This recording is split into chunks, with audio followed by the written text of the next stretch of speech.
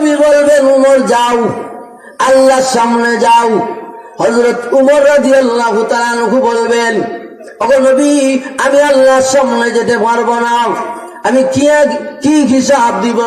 তখন দেখা যাবে আল্লাহর নবী বলবেন উমর যাও, আল্লাহর সামনে গিয়ে তুমি হিসাব পেশ করো।